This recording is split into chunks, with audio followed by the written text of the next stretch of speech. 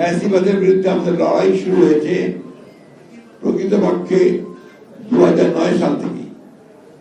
এবং সেই লড়াই আমরা যারা দেশপ্রেমিক রাজনৈতিক দলগুলো আছি, আমরা সবাই একসাথে হয়ে একজোট হয়ে এই লড়াইগুলো আমরা শুরু করেছি। আমি দীর্ঘ আলোচনা যাব না, আমি শুধু আপনাদেরকে এইটুকু বলতে চাই যে ফ্যাসিবাদী আওয়ামী লীগ তারা অত্যন্ত সুপরিকল্পিত হবে, সচেতন ভাবে বাংলাদেশের গণতন্ত্রকে দ্বিতীয়বার হত্যা করে তাকে একদলীয় শাসন ব্যবস্থা প্রবর্তন করতে চেয়েছিল। আমাদের মধ্যে অনেকেই আপনার কতগুলো জায়গায় আমরা ভুলে যাই যে আওয়ামী লীগ হচ্ছে সেই আওয়ামী লীগ যার নেতা ছিলেন শেখ মুজিবুর রহমান, যিনি 1971 সালের আগে পর্যন্ত আমাদের কাছে অবিসংবাদী নেতা ছিলেন। এবং